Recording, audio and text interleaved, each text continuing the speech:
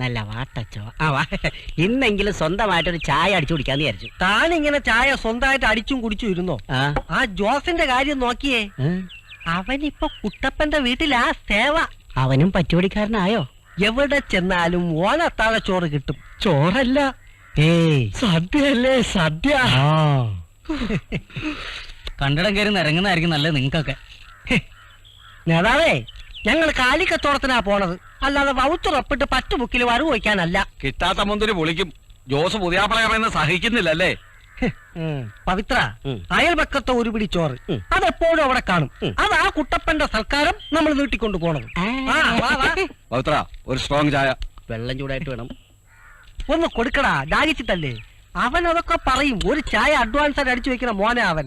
ഇപ്പൊ എവിടെ പോയിട്ട് വരിക? പശുവിനെ കൊണ്ട് വർക്കിച്ചന്റെ വീട് വരെ ഒന്ന് പോയി. ജോസിനിപ്പൊ നല്ല കോളാ. അങ്ങോട്ട് പിടി പിടി.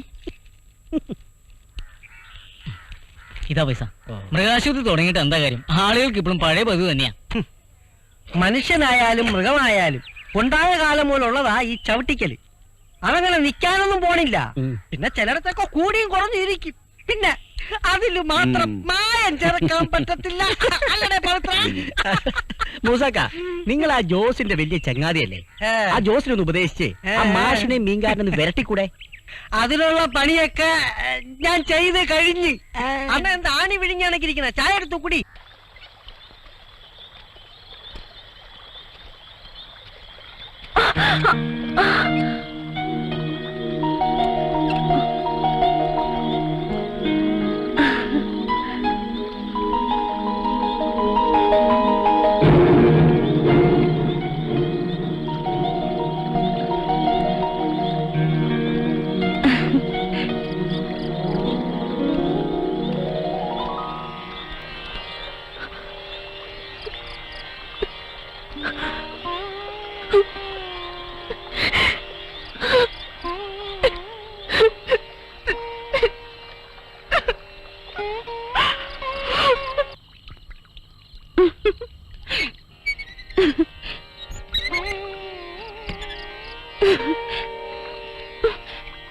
എന്താ ഇത്?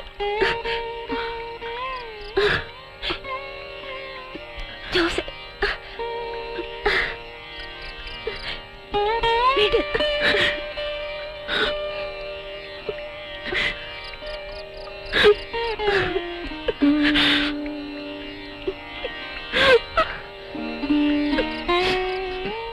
ജോസേ,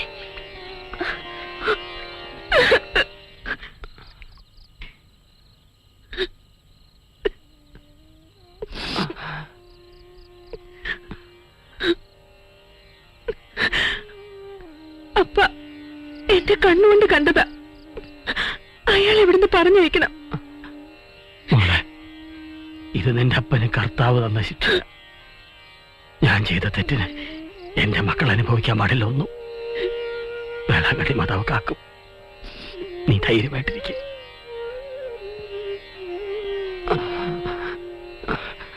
എന്റെ മോൾ ഒരിക്കലും അന്നമ്മയാവരുത്. ഗോപി മാഷ അങ്ങോട്ട് നിന്ന് കാണാൻ അപ്പന് പറ്റാത്തൊരവസ്ഥയാണല്ലോ. നീ ഇനി കാണുമ്പോ ഒന്നിത്രടം വരെ വരാൻ പറയണം. ഇനി എന്റെ മോള് വേണം വീട് നോക്കാൻ.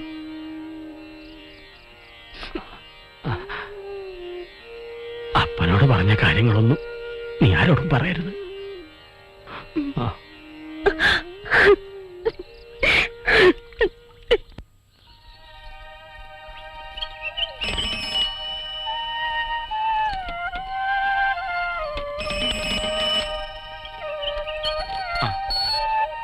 മാഡത്തിന് എന്ത് പറ്റി? വലിയ ഗൗരവത്തിലാണല്ലോ.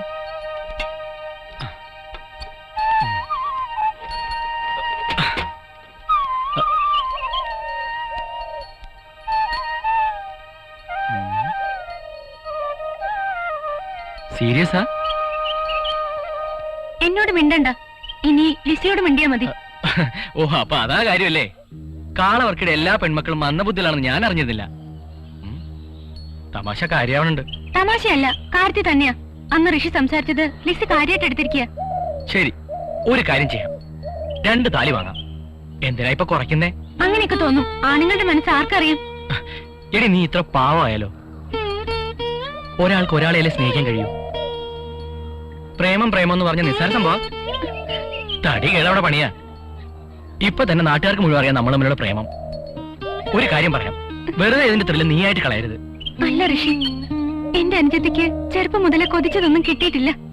എനിക്കിപ്പോ ഏറ്റവും പ്രതീക്ഷയുള്ളത് ഋഷിയിലാണ്. അതുകൊണ്ട് എന്റെ അനുജത്തെ ഞാൻ ഋഷിക്ക് തരുന്നു. ഋഷി സമ്മതിക്കണം, പ്ലീസ്.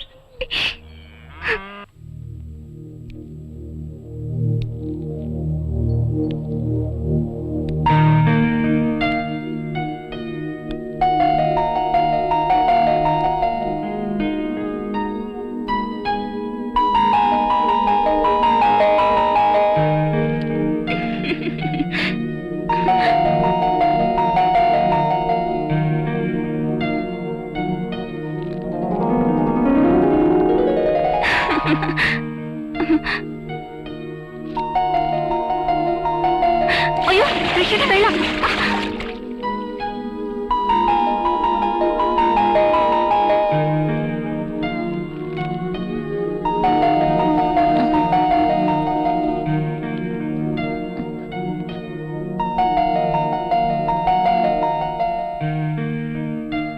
ഋഷി,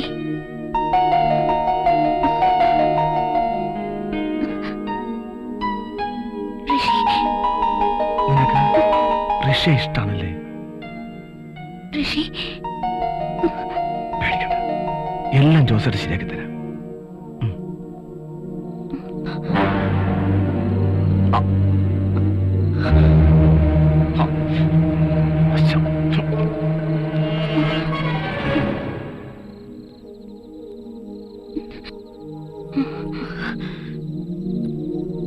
എടി,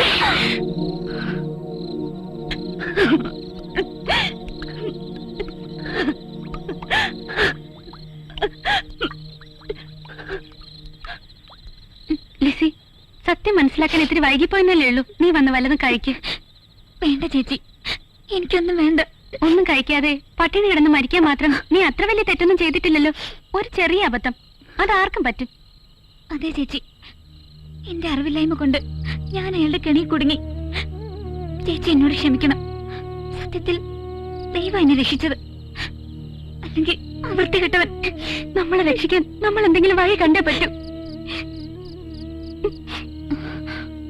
എന്തു വഴിയാണാവോ എന്റെ അനിയത്തിമാർ കണ്ടെത്തിയിരിക്കുന്നത്? ചേച്ചിക്കും കൂടി ഒന്ന് പറഞ്ഞെന്നാ കൊള്ളായിരുന്നു.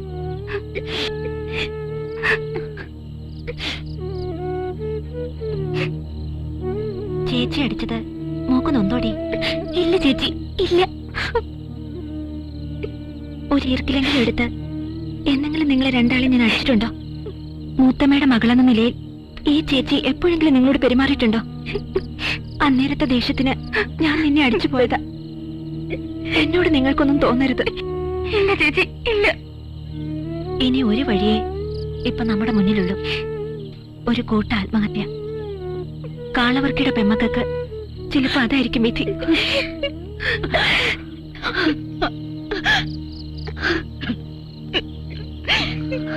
എല്ലാം എന്റെ തെറ്റാണ് മക്കളെ, എന്റെ തെറ്റ്.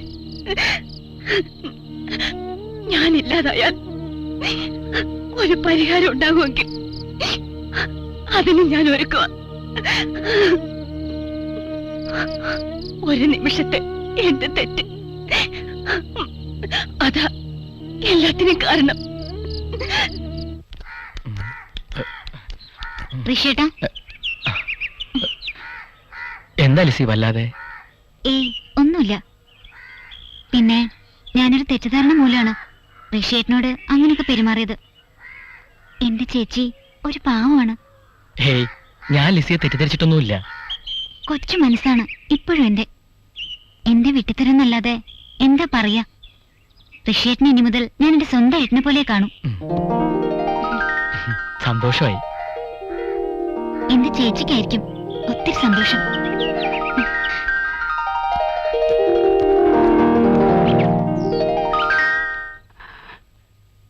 മതി മാഷേ, മതി. എനിക്ക് തൃപ്തിയായി. എന്റെ പാപങ്ങൾ കർത്താവ് കഴുകിക്കളഞ്ഞതിന്റെ തെളിവാണ് ഈ നിയോഗം. ഇനി മാഷായിരിക്കണം ഇവിടുത്തെ രക്ഷകൻ. ഇങ്ങനൊരു തീരുമാനമെടുത്തതിൽ എനിക്ക് സന്തോഷമുണ്ട്. എന്നാ ഞാൻ ഇറങ്ങാം.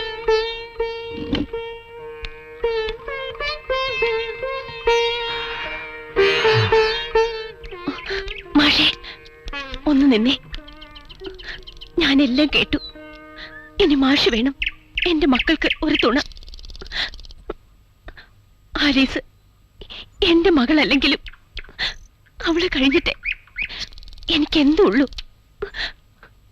എവിടെ നിന്നോ വന്നെങ്കിലും ഇപ്പോ ഈ ചേലക്കര ഗ്രാമത്തിന്റെ ഒരു ഭാഗമാണ് ഞാനും, ഒപ്പം ഈ വീട്ടിലെയും.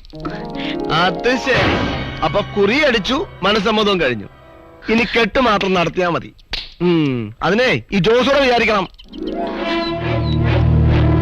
ഇന്നലെ താൻ ആലീസിന്റെ മുന്നിൽ വെച്ച് വരട്ടിയപ്പോ ഞാനൊന്നും പറയാതിരുന്നത് പേടിച്ചിട്ടല്ല, അവള് പേടിക്കണ്ടെന്ന് വെച്ചിട്ടാ. ജോസേ, കടിക്കാൻ പറ്റില്ല, പിന്നെ എന്തിനാ കുരയ്ക്കുന്നത്?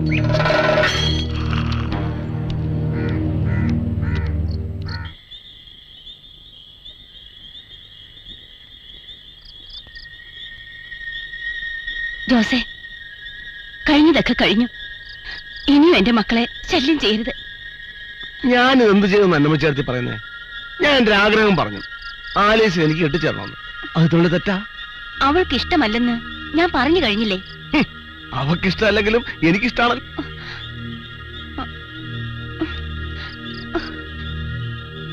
ഞാൻ ഒരുത്തോടെ ഉള്ളപ്പോ എന്തിനാ എടുത്ത് ഈ പെൺപിള്ളേർക്ക് വേറെ ചെറുക്കന്മാരെ അന്വേഷിക്കുന്നത്? ജോസേ, നീ ഇത്ര മോശക്കാരനാണെന്ന് ഞാൻ വിചാരിച്ചില്ല. ദയവേത് ഇവിടെ നിന്ന് പോയി തരണം. ഒരു വിത്തുകാലക്കാരന്റെ കൂടെ കുറെ കാലം കഴിഞ്ഞല്ലേ ചേർത്തി? ഞാനും അത്തരക്കാരനാന്ന് വിചാരിച്ചോ? കാളക്കറിയണോ പശുവിന്റെ രാപ്പനി? അനാവശ്യം നീ പറയരുത്. വിളിച്ചു വെറുതെ ആളെ കൊണ്ടാ വർക്കിച്ച് നടക്കാൻ നാണക്കേട് നിങ്ങൾക്കാ. പോയി കിടക്കാൻ നോക്ക്.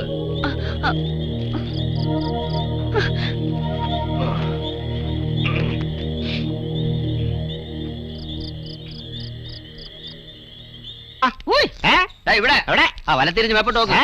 ഇവിടെ വാനര മുകളിലായിരുന്നാ? എവിടെ റോക്കറ്റ് വിട്ടല്ലോ പോന്നത്? ഒന്നും പറയണ്ട കുട്ടപ്പ, ഇന്ന് പാല് നേരത്തെ തീർന്നു പോയി. അത് തൂക്കി പിടിച്ചിരിക്കാണ്ടപ്പോഴേ തോന്നി നാട്ടുകാരെ കൂടി അറിയിക്കണം. ആക്കല്ലേ ആക്കല്ലേ. അല്ല, ഞാൻ വെറുതെ പറഞ്ഞതേ ഉള്ളൂ. നിശ്ചയക്കളത്തിന് ഒരുപാട് പണിക്കാരുണ്ടായിരുന്നു. ആഹാ. പാല് നേരത്തെ തീർന്നു പോയി. അയ്യോ. ഞാൻ ആ ഹാജിയാരെ വീട്ടിൽ നിന്ന് പാല് മേടിച്ചിട്ട് വരുന്ന വഴിയാ. എന്താ ചായക്കടയും കള്ളുഷാപ്പും തമ്മിൽ രാവിലെ തന്നെ ഒരു പരദൂഷണം? ഞങ്ങൾ ജോസിനെ കുറിച്ച് പറഞ്ഞ നാവ് എടുത്തേ ഉള്ളൂ. എന്നെ പറ്റി എന്ത് പറയാ? മൂസാക്ക പറഞ്ഞേ ജോസിനെ പറ്റി ഇപ്പൊ നാട്ടുകാർക്ക് നല്ല മതിപ്പാ. പക്ഷെ വർക്കിംഗ് മാപ്പിളയുടെ പെമ്മക്കൾക്ക് മാത്രം ഒരു മതിപ്പും ഇല്ല. അയ്യോ, അവര് തന്നോടല്ലോ പറഞ്ഞ. പറയണോ? പ്രവൃത്തി കണ്ട അറിഞ്ഞൂടാ പവിത്രേട്ടാ. ആ പെങ്കൊച്ചുങ്ങളുടെ കാര്യത്തിൽ ഒരു കണ്ണു വേണം. 3 പെമ്മക്കളാ. നാളെ എന്താ സംഭവിക്കാന്ന് പറയാൻ പറ്റത്തില്ല. പവിത്രേട്ടൻ വിട്ടോ, പാല് വരി. ഒരു മിനിറ്റ്, ഇനി ഒന്ന്.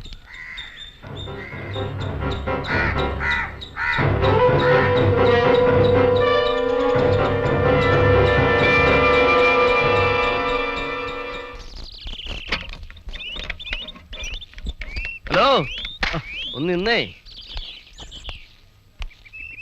എന്താടാ മര്യാദയ്ക്ക് പറഞ്ഞാൽ നീ കേക്കില്ലല്ലേ? ജോസ് ആരെയും ഒരിക്കലേ ഉപദേശിക്കൂ, പിന്നെ പ്രവർത്തിച്ച ശീലമുള്ളൂ. ഞാനതിനിപ്പോ വേണ്ട, മേലിൽ നീ അവളെ കണ്ടാ നിന്റെ കച്ചവടം ഞാൻ പൂട്ടിക്കും. വരട്ടാതെ ജോസേട്ടാ, ഈ വരട്ട് ഞങ്ങൾ കുറെ കണ്ടതാ. ആ വർക്കി മാപ്പിളയുടെ മോളെ ഞാൻ പ്രേമിച്ചതിന് തനിക്ക് എന്താ നഷ്ടം ജോസേ? തർക്കൂത്തരം പറഞ്ഞു. ജോസേഫിന് എന്താണ് നീ വിചാരിച്ചത്?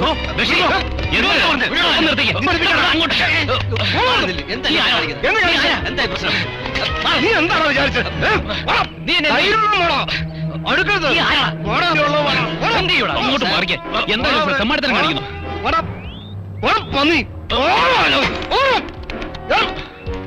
ഈ ചേലക്കായി നീ ജോസി ഏതായിട്ട് ആരെങ്കിലും കളിച്ചാൽ വെട്ടി നുറുക്കും ഞാൻ. അവൻ ഒരടി കൂടെ മുന്നോട്ട് വന്നിരുന്നാൽ കത്തി ഞാൻ അവന്റെ പളക്ക് കയറ്റിയനെ. എന്റെ മുത്തപ്പ, ആ കത്തിയെങ്ങാണം പള്ളക്ക് കയറിയെന്നെങ്കിലേ ഞാൻ സാക്ഷി പറയേണ്ടി വന്നേനെ.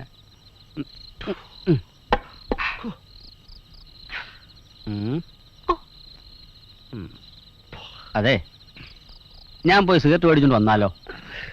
വല്ലാത്ത ക്ഷീണം. ഓ, ഇന്ന് വേണ്ട, നാളെ. ഓക്കെ.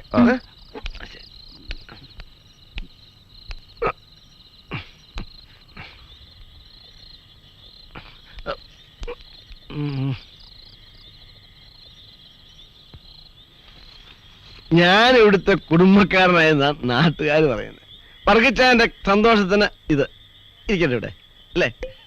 ഞാൻ വരട്ടെ. ജോസേ, ഈ കട്ടിലിനടി ഒരു സാധനം ഇരിപ്പുണ്ടായി ഇങ്ങെടുത്ത് തന്നെ. ഈ സാധനമാണോ? ഇത് ആ ആ.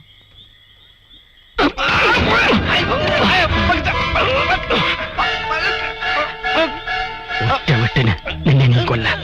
പക്ഷെ ഇപ്പൊ ഞാനത് ചെയ്യുന്നില്ല. എങ്ങോട്ടെങ്കിലും പോയി രക്ഷപ്പെട്ടോ. വർക്കിയുടെ ശരീരം മാത്രമേ തളർന്നിട്ടുള്ളൂ, മനസ്സ് തളർന്നിട്ടില്ല.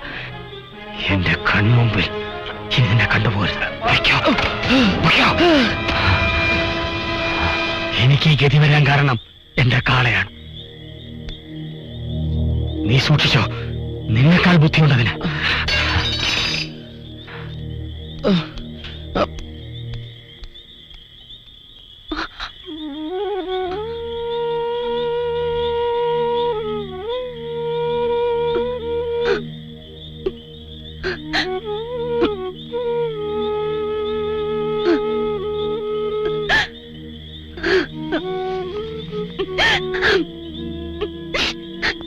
എന്നോട് പൊറുക്കണം. ചെയ്തു പോയ തെറ്റുകൾക്ക് എനിക്ക് മാപ്പ് തരണം. എന്നെ വെറുക്കരുത്. ഞാൻ ചെയ്ത തെറ്റുകൾക്ക് കർത്താവ് തന്ന ശിക്ഷയാണിത്. അനുഭവിച്ചേ തീരൂ.